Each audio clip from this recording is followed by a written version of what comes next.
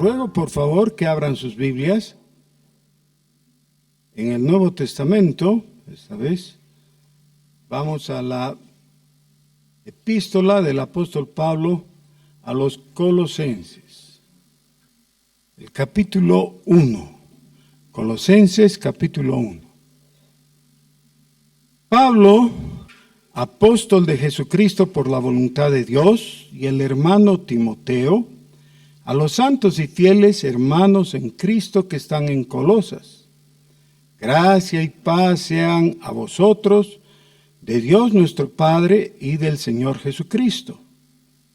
Siempre orando por vosotros, damos gracias a Dios, Padre de nuestro Señor Jesucristo, habiendo oído de vuestra fe en Cristo Jesús y del amor que tenéis a todos los santos, a causa de la esperanza que os está guardada en los cielos, de la cual ya habéis oído por la palabra verdadera del Evangelio, que ha llegado hasta vosotros, así como a todo el mundo, y lleva fruto y crece también en vosotros desde el día que oísteis y conocisteis la gracia de Dios en verdad. Como lo habéis aprendido de Epafras, nuestro consiervo amado, que es un fiel ministro de Cristo para vosotros, quien también nos ha declarado vuestro amor en el Espíritu. Por lo cual también nosotros, desde el día que lo oímos, no cesamos de orar por vosotros y de pedir que seáis llenos del conocimiento de su voluntad en toda sabiduría e inteligencia espiritual, para que andéis como es digno del Señor, agradándole en todo, llevando fruto en toda obra, en toda buena obra, y creciendo en el conocimiento de Dios, fortalecidos con todo poder, conforme a la potencia de su gloria, para toda paciencia y longanimidad, con gozo dando gracias al Padre que nos hizo aptos para participar de la herencia de los santos en luz, el cual nos ha librado de la potestad de las tinieblas y trasladado al reino de su amado Hijo, en quien tenemos redención por su sangre, el perdón de pecados.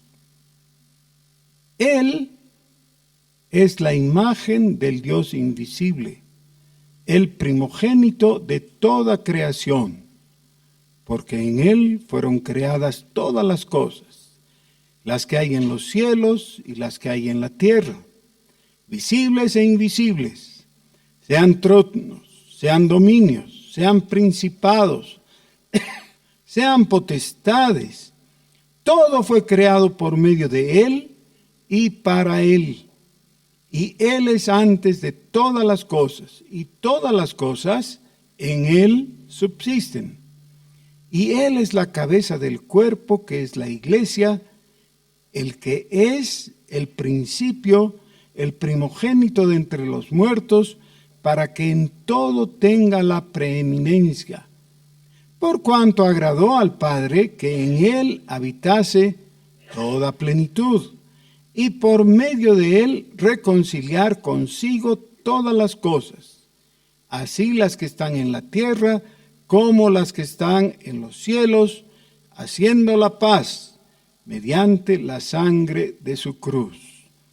Y a vosotros también, que erais en otro tiempo extraños y enemigos en vuestra mente, haciendo malas obras, ahora os ha reconciliado en su cuerpo de carne, por medio de la muerte, para presentaros santos y sin mancha, e irreprensibles delante de Él.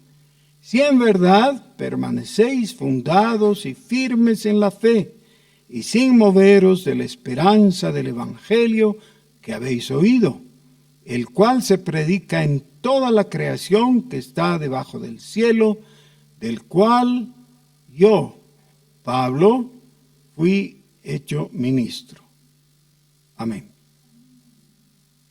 No he leído la última parte del capítulo, pero con los 23 versículos que hemos leído, tenemos material suficiente para los próximos 3 años, porque es un texto tan rico en su contenido teológico y tan importante para todos nosotros.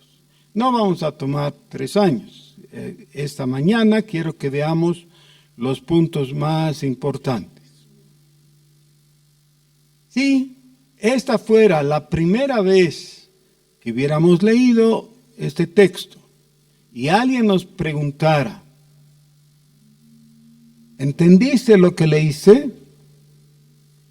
Es muy posible que la mayoría tenga que responder honestamente, no. He quedado apabullado con la cantidad de información que un escritor puede poner en un espacio tan corto en realidad. 23 versículos, pero con tanto contenido. Así que no entendí. Pero algunas ideas se me han quedado. ¿De qué trata este pasaje?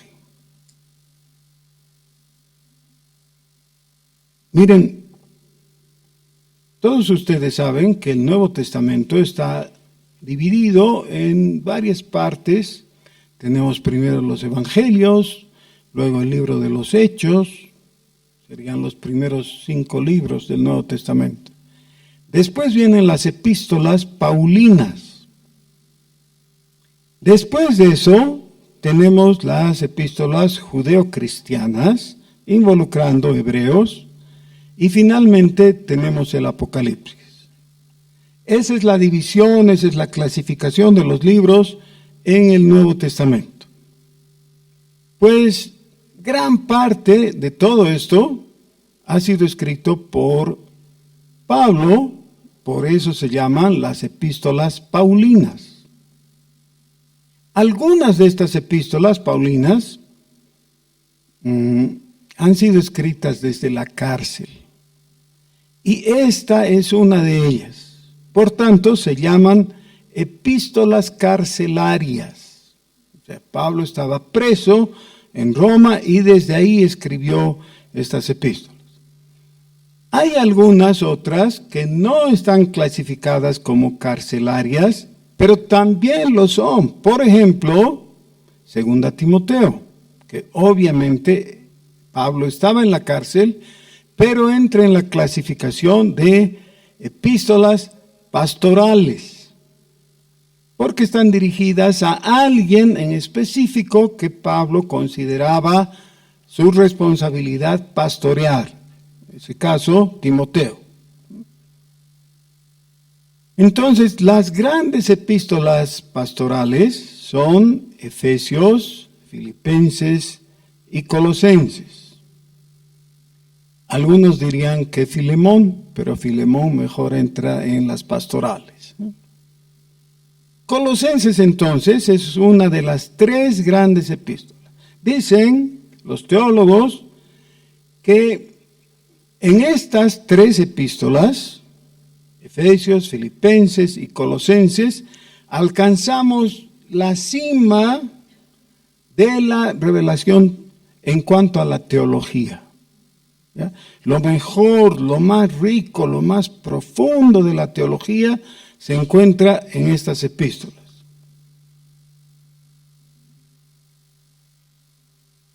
Efesios es una epístola eclesiológica, así la han denominado.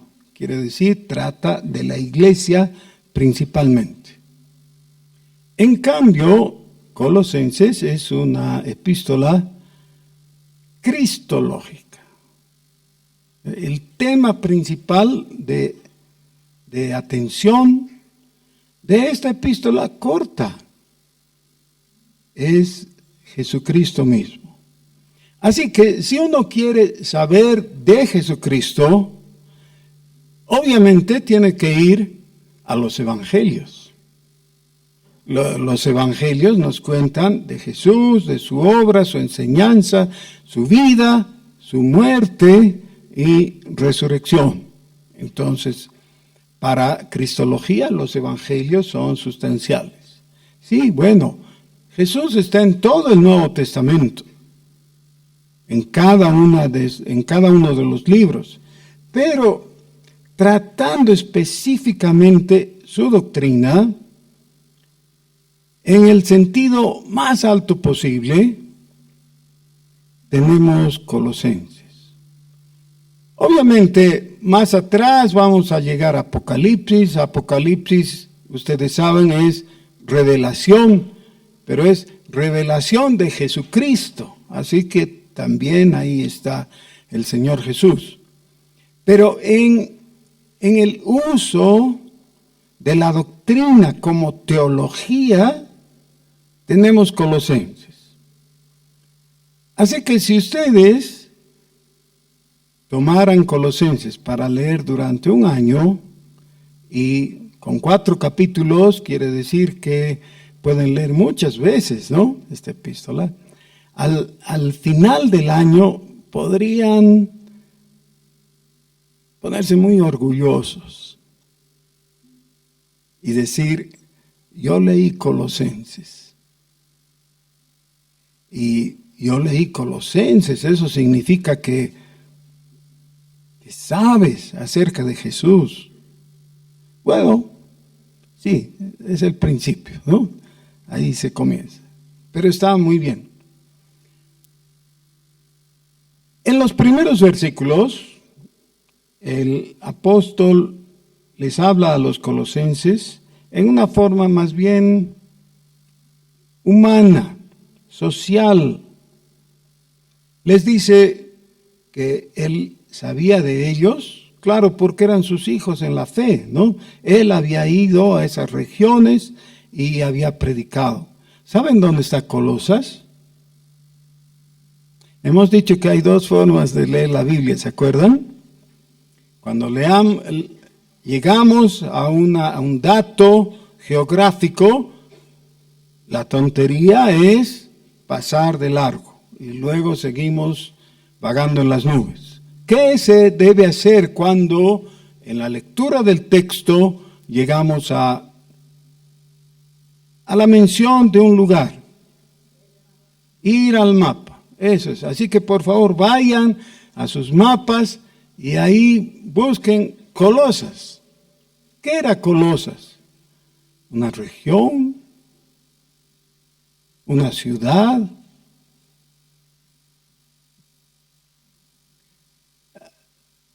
Ahora, si buscan Colosas cerca de Jerusalén, no van a encontrar. Si buscan Colosas en Egipto, no van a hallar. ¿Dónde está Colosas?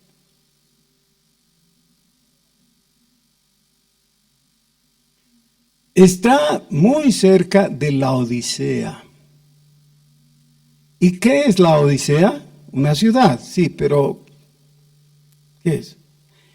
Es una de las 7 iglesias a las que el Señor Jesús se dirige en los capítulos 2 y 3 de Apocalipsis. Así que, cuando leemos los mensajes del Señor Jesús a las 7 iglesias del Asia Menor, ahí encontramos la iglesia de la Odisea. Y ahí cerquita, muy cerquita, tanto que había la intención de que la carta dirigida a los colosenses sea leída también en la Odisea. Qué interesante, ¿no? Así de cerca era.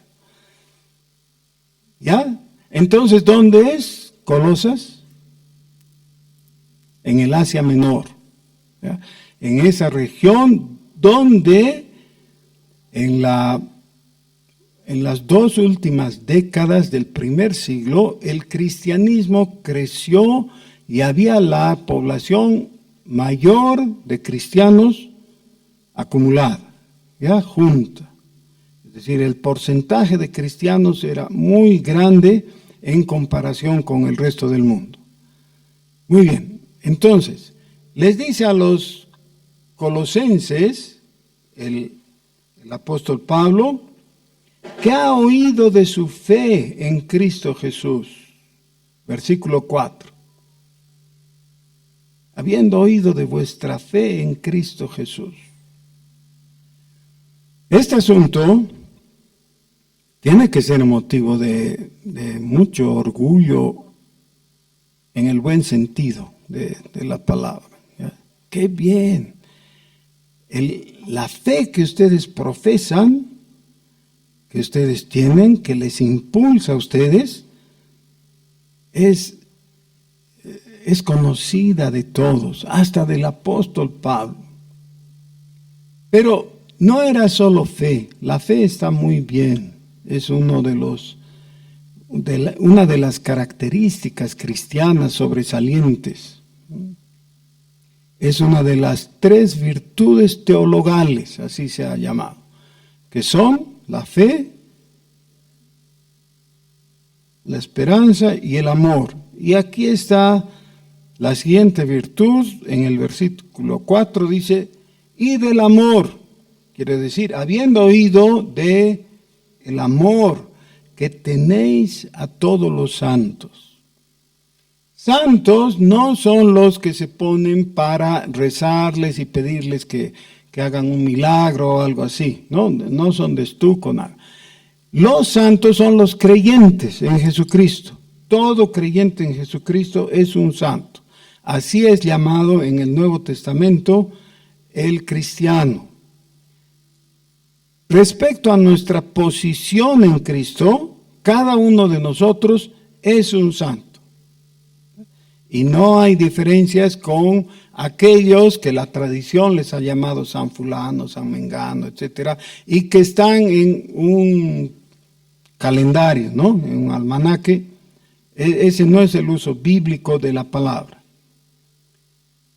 El amar a los santos significa amar a aquellos que son parte de la comunidad cristiana y que son tus hermanos. Algunos de ellos bien simpáticos y otros un poco antipáticos y hasta odiositos, y molestosos. Sí, bueno, pero si están en Cristo, debieras amarlos. Esa era la segunda virtud que Pablo está mencionando en los Colosenses. Y viene la tercera, versículo 5, a causa de la esperanza que os está guardada en los cielos. La esperanza es el tercer elemento. La fe, la esperanza y el amor han surgido de algo. Versículo 5, de la palabra verdadera del Evangelio. Cuando se supone que hay fe, pero no es por la predicación del Evangelio, ese es un otro Evangelio. Ya, el Evangelio de Jesucristo, predicado por un ministro del Evangelio, justamente, es lo que causa la fe genuina, verdadera. Según Gálatas, toda la epístola, de eso trata. De la advertencia de seguir un evangelio diferente. Entonces, cuando el evangelio es el genuino, el auténtico, por eso dice, por la palabra verdadera del evangelio. Y explica, versículo 6, que ha llegado hasta vosotros, así como a todo el mundo. Cuando dice todo el mundo, eso no es exhaustivo, por supuesto, es el mundo conocido para ellos, que era el Imperio Romano fundamentalmente, la cuenca del Mediterráneo. Y lleva fruto, y crece también en vosotros, desde el día que oísteis y conocisteis la gracia de Dios en verdad. Ahora, este es un asunto que creo necesitamos ponerle atención. Necesitamos conocer la gracia de Dios. No solo oír de la gracia, sino conocerla. Conocemos de algo en el sentido que se usa aquí la palabra, cuando tenemos la experiencia con ese algo.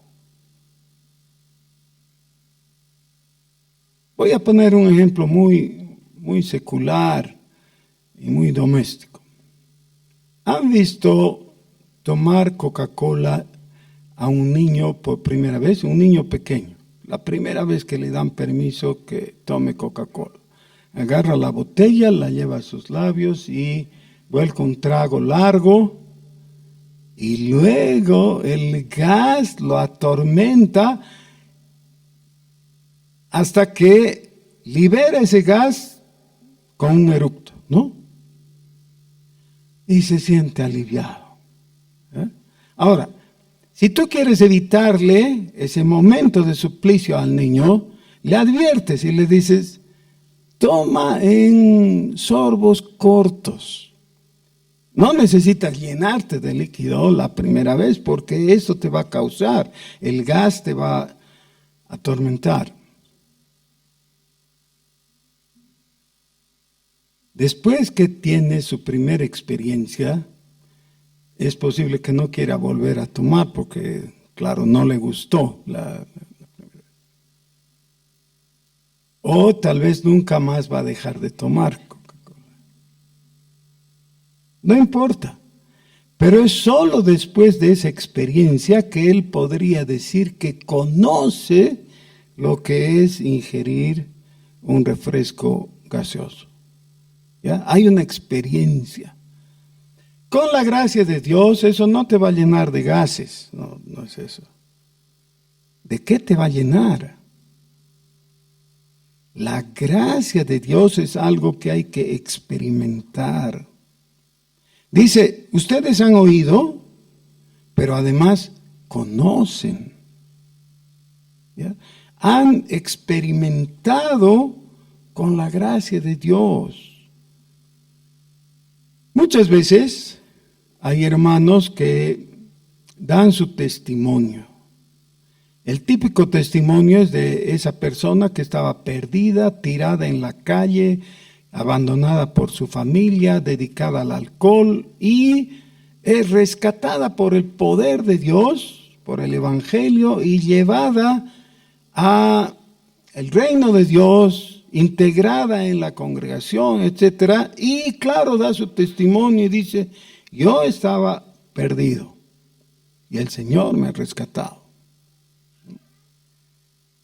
Sí, bueno, muchos de los que están aquí presentes nunca han sido alcohólicos y nunca han estado tirados en la calle. Y dicen: ¿y ahora qué testimonio voy a dar? Porque no puedo decir algo tan impactante, tan impresionante como este hermano que ha venido y ha contado. Sí, pero el rescate que Dios hace es a todos de lo mismo, del pecado y del peso de culpa que nos agobia. No es necesario ser alcohólico o algo así para experimentar la gracia de Dios, pero aún siendo un alcohólico perdido, puedes experimentar la gracia de Dios y ella te va a rescatar. Pero justamente son esas personas buenas y honorables que tienen dificultad de ver su condición, de estar necesitados de la gracia de Dios. ¿Qué es lo que les está diciendo Pablo a los colosenses? Dice que ha llegado hasta vosotros, es decir, la palabra de verdad, el Evangelio, y lleva fruto y crece también en vosotros desde el día que oísteis y conocisteis la gracia de Dios en verdad. Ahora, la gracia de Dios, según el Señor Jesús, tiene ciertas características. El Señor presenta eso a través de una parábola. Dice: el reino de los cielos es como esa semilla tan pequeñita que es puesta, es sembrada y luego parece haber desaparecido. Porque hay semillas que una vez sembradas y cubiertas por la tierra, uno no sabe dónde está ahora. ¿No? Tendría que hurgar mucho para poder encontrarla. Se perdió. Y alguien pensará, y se murió. Sí, se tiene que morir. Según 1 Corintios 15, si la semilla no muere en la tierra, entonces no va a traer fruto. Para traer fruto tiene que experimentar muerte. Dice, la gracia de Dios que ha seguido creciendo en ustedes. Cuando la persona recibe la palabra de gracia de parte de Dios por el Evangelio, puede quedarse ahí y cree que está bien, eso es todo. Pero no es algo estático. Es algo dinámico, es como la vida misma.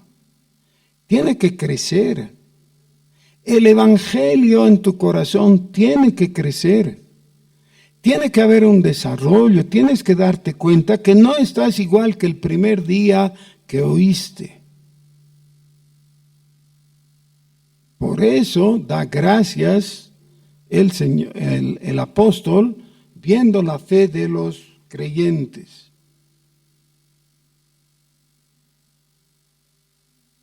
Menciona a Epafras. Epafras era uno de los ciudadanos de Colosas que interactuó con el apóstol y le sirvió de mensajero para con los colosenses. Dice, como Epafras, nuestro consiervo amado, que es un fiel ministro de Cristo para vosotros, quien también nos ha declarado vuestro amor en el Espíritu.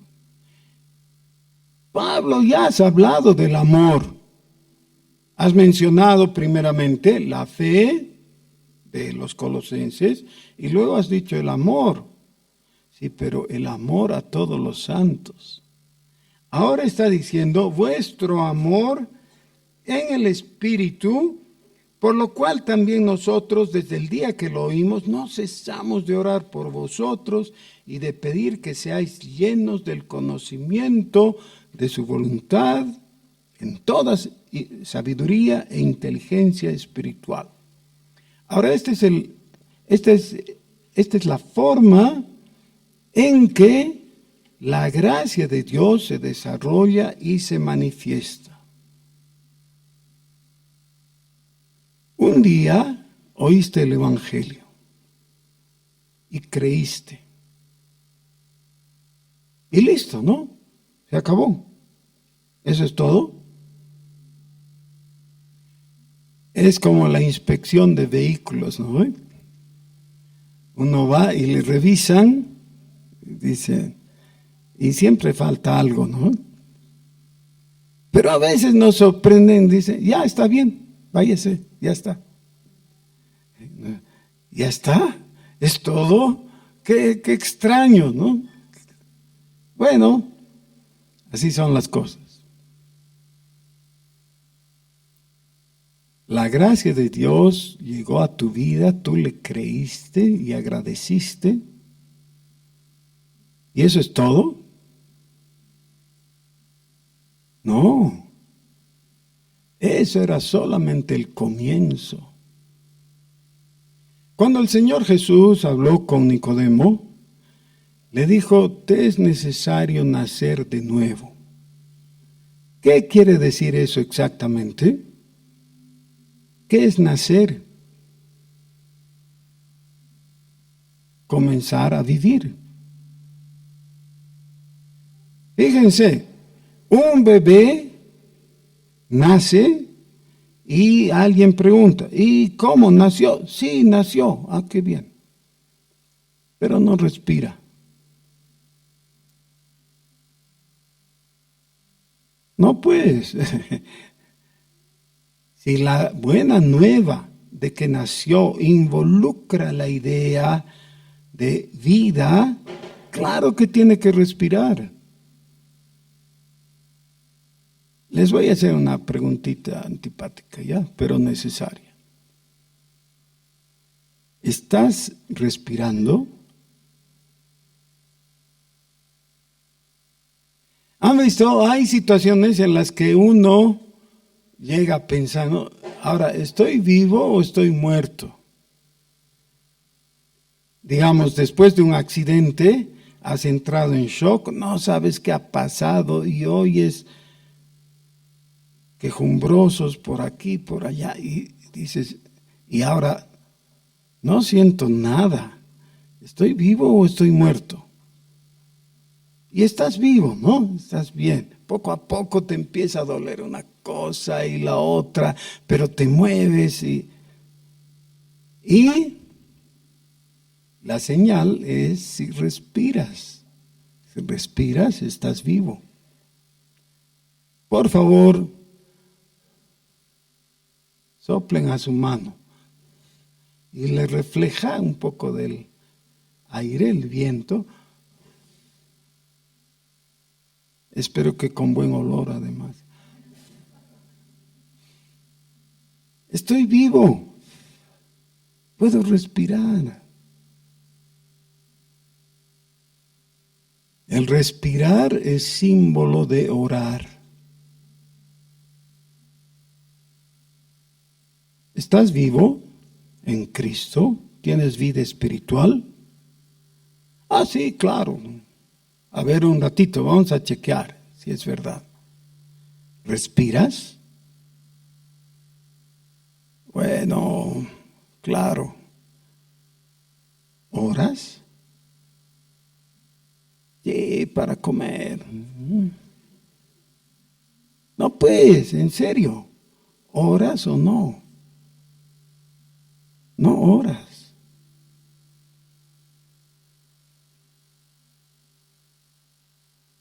El no orar es equivalente a no respirar. Y es posible que no estés muerto precisamente, pero que tu vida espiritual sea tan desastrosa que es casi como que no existiera simplemente. Si eso es lo que ocurre, entonces obviamente no conoces la voluntad de Dios. Fíjense lo que les dice a los colosenses. No cesamos de orar por vosotros y de pedir que seáis llenos del conocimiento de su voluntad en toda sabiduría e inteligencia espiritual. De conocer la voluntad de Dios. El conocimiento de la voluntad de Dios no te lo va a dar una adivina que te lea las cartas o te mire la mano o cosas así. Eso te va a dar engaño nomás. Si quieres conocer la voluntad de Dios, no es a través de artes mágicas. Ni hay profetas que tengan que ir andando y hablándote y diciéndote si te casas, no te casas, o no sé, cosas así que suele preguntar la gente. No. Tú tienes la responsabilidad de conocer a Dios a través de su palabra y por el poder de su Espíritu, saber esto es lo que Dios quiere. ¿Muy difícil? No es tan difícil. Tienes que comenzar a orar de verdad, a hablar con Dios.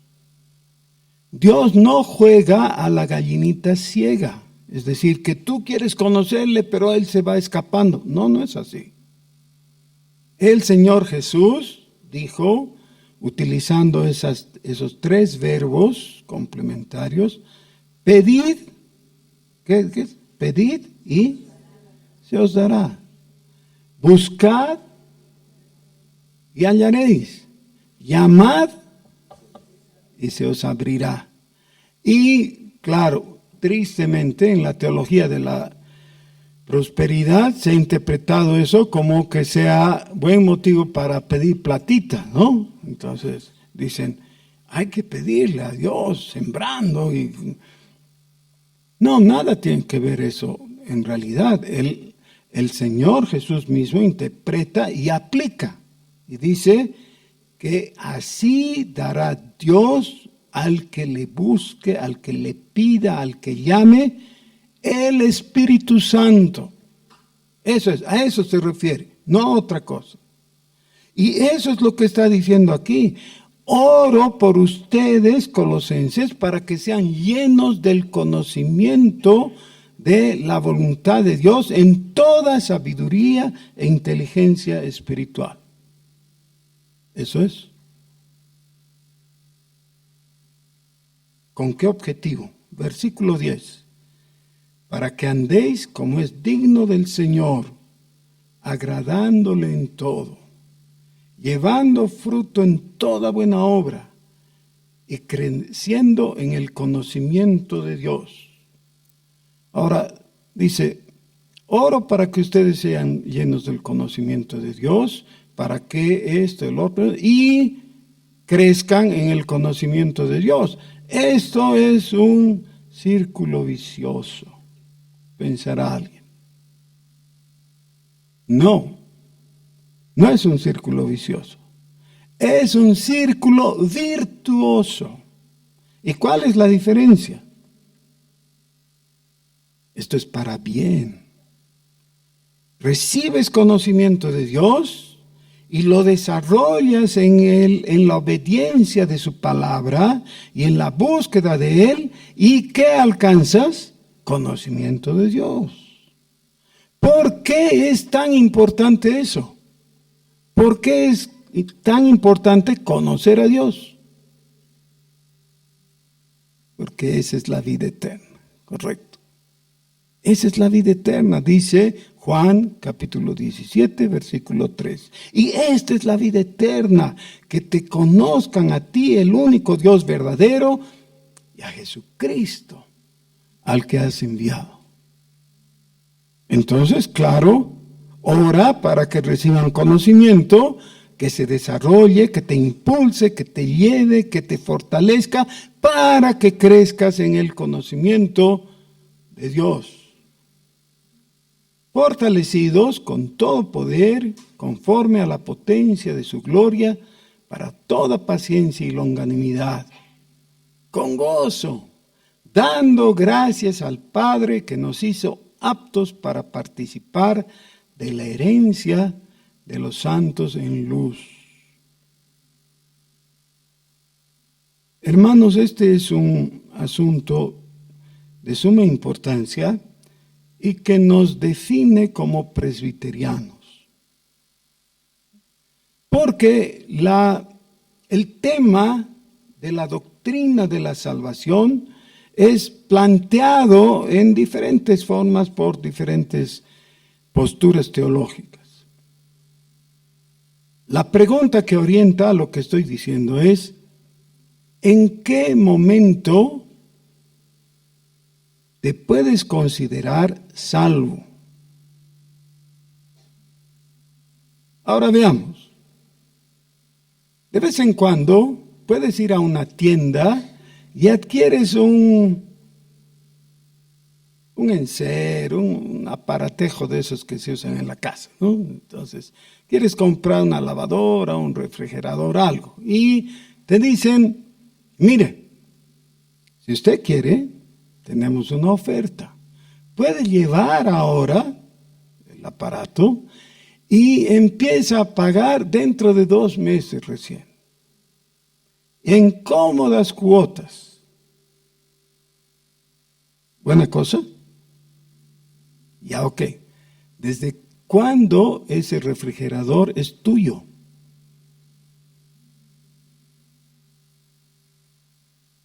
¿Cuando te lo llevas? ¿Cuando pagas? ¿Cuando pagas la mayoría de las cuotas? ¿Cuando pagas la última cuota? ¿Cuándo?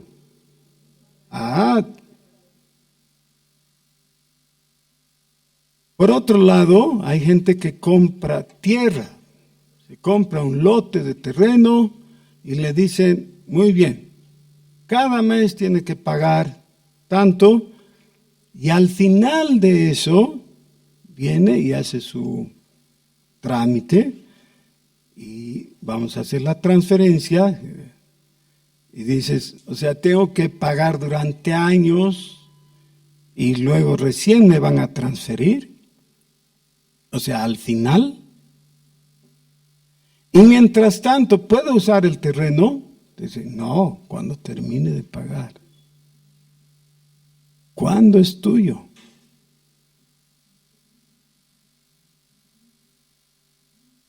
Según la doctrina católica romana, nunca eres dueño de la salvación en definitiva. ¿Por qué? Según la enseñanza de la doctrina romana, si tú pecas unos segundos antes de morir y el pecado es mortal, directamente te vas al lago de fuego. Aún que hayas hecho todo lo anterior en la vida, bien. Esa es la doctrina oficial. Yo sé que muchos católicos no creen eso. Sí, pero, bueno, pero lo que está en sus libros, en sus documentos, en sus catecismos, etcétera, eso es lo que enseña. En realidad nunca sabes si eres salvo o no. Y lo mismo plantean algunos evangélicos. Nunca sabes si eres salvo o no, y por eso discuten el tema de la seguridad de la salvación. ¿Qué es lo que opinan unos y lo que dicen los otros? Eso se somete a discusión. La pregunta de fondo es, ¿qué dice la Biblia?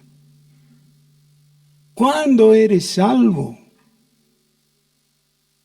Al principio, cuando recoges el televisor de la tienda.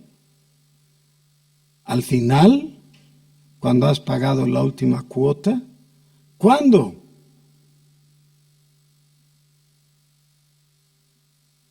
Necesitamos recuperar en nuestra memoria exactamente lo que dijo el Señor Jesús, lo que enseñaron los apóstoles, que es lo mismo, felizmente, ¿no? Es exactamente lo mismo.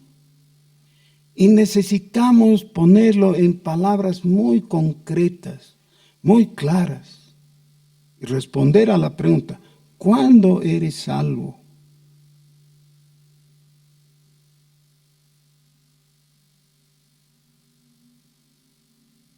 ¿Cuál es tu versículo preferido?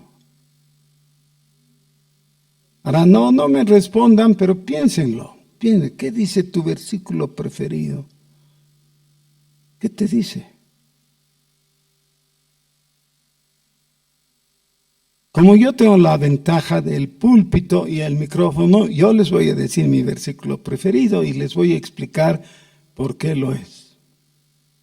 Está en el capítulo 5 del Evangelio según San Juan y es el versículo 24. ¿Qué dice? Está hablando el Señor Jesús. De cierto os digo, el que oye mi palabra y cree al que me envió, tiene vida eterna y no vendrá a condenación, mas ha pasado de muerte a vida. ¿Pueden pensar en algo más contundente que eso? No, es absoluto. Primero, la condición, el que oye mi palabra y cree al que me envió, es decir, fe en Jesucristo.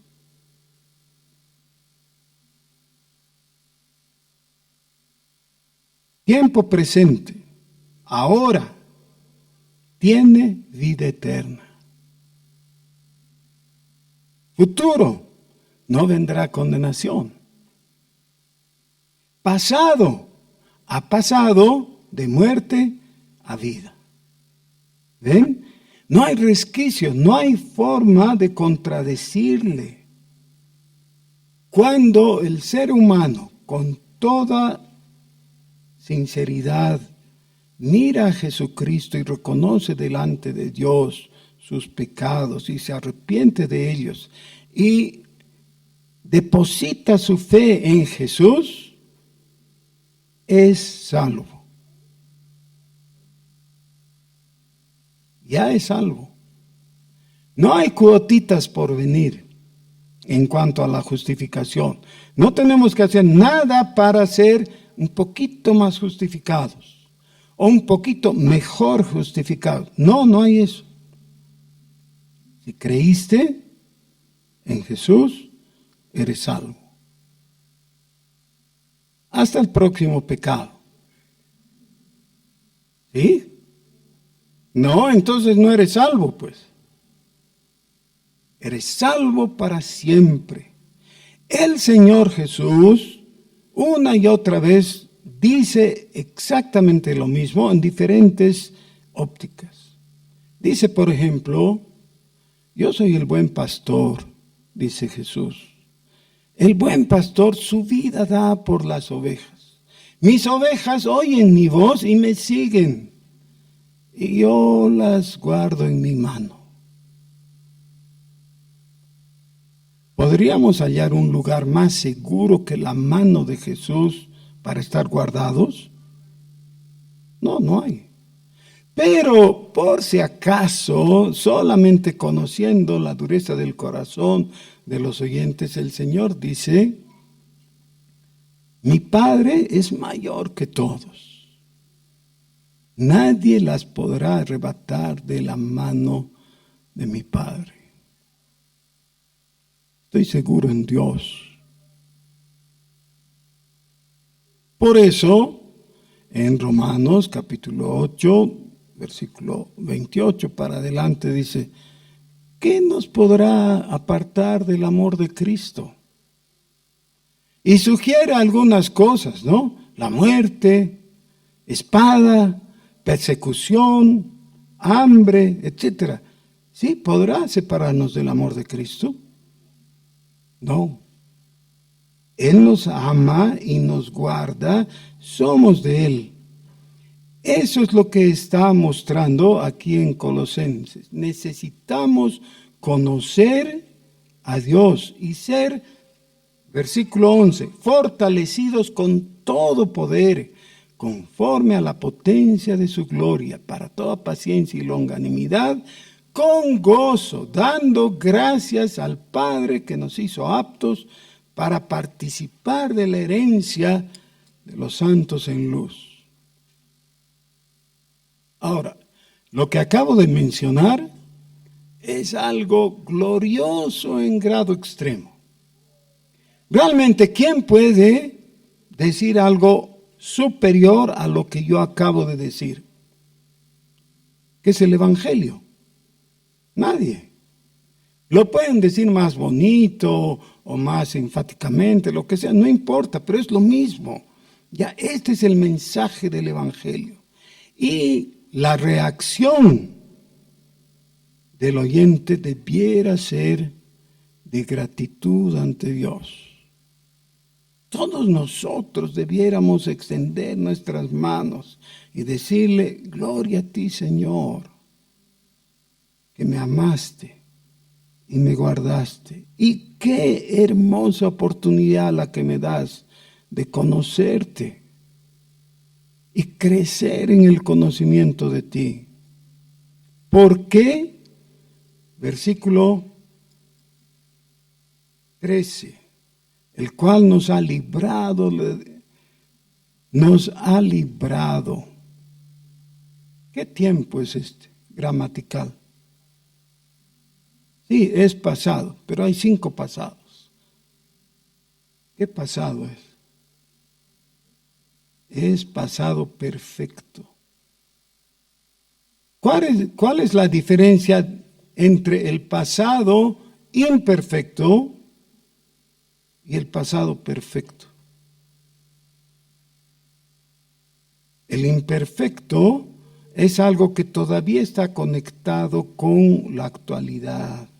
El perfecto es el tiempo que ha concluido, es un hecho aislado ya, no puedo hacer nada. Ya lo que está diciendo es, nos ha librado. Solamente puede decir, me ha librado aquel que ya está libre. El que está siendo librado no puede decir eso.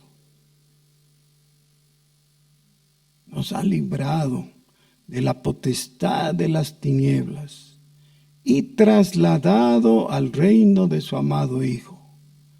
Me encanta la figura que está contenida aquí. El verbo trasladado se traduce a veces como deportado. Deportado. Es un acto de fuerza. No es de a buenas.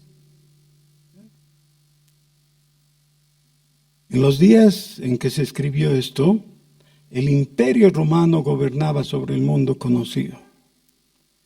El emperador, de vez en cuando, necesitaba deshacerse de algunos de sus cortesanos, de sus parientes, por esto de la política interna, ¿no? Entonces, habían personas que eran una amenaza para él y mejor tenerlas de lejos, ¿ya? Donde no pudieran intrigar o complotar contra él, y las deportaba. La deportación tenía una forma. Un centurión llevaba al deportado desde Roma o desde cualquier otra ciudad hasta una de las fronteras, hasta la frontera que escogía el emperador. Lo llevaban a esa frontera y si no había señal alguna, el centurión con su lanza marcaba en el piso una raya, donde se suponía que terminaba el imperio. Hasta aquí es el imperio, hasta aquí es Roma, y fuera de esto ya no es. Y tú no puedes seguir viviendo en Roma, le decía al deportado. Y 2 soldados lo tomaban por los codos, cada uno a su lado. Lo levantaban y lo sacaban, lo echaban del imperio para que caiga en el exterior. Era un símbolo nomás. Con eso el emperador le estaba diciendo, no quiero matarte, no es necesario, pero no puedes estar aquí. La palabra en griego es methistemi y quiere decir exactamente eso. Ahora, está usada en reflejo, es decir, esto se hacía para sacar a los individuos del imperio, pero Jesús ha hecho algo maravilloso, ha invadido el reino de las tinieblas, tal como dice el versículo anterior, ha entrado como conquistador y se ha llevado el botín, ha saqueado al reino de las tinieblas. ¿Y sabes cuál es el botín? Tú eres el botín. Y en un acto de fuerza, de poder incomparable, te ha tomado y te ha trasladado, te ha methistemi, te ha llevado al otro reino, al reino de el Hijo de su amor. Esa es la traducción literal. Tenemos en la Reina Valera, trasladado al reino de su amado Hijo, ¿no? Sí, está bien, pero la mejor traducción es, te ha trasladado al reino del Hijo de su amor.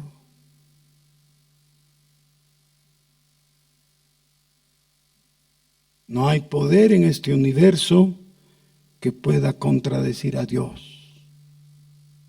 Dios en un acto de fuerza te ha tomado para sí, para envolverte en amor, el amor de su Hijo. Necesitas experimentar la gracia de Dios. Ese es solo el comienzo, es el nuevo nacimiento. Necesitas caminar en fe, en amor y en esperanza. Este es el Evangelio de Jesucristo. Necesitas responder. Vamos a responder. Vamos a decirle sí a Jesús. ¿Qué les parece? Pónganse de pie, por favor.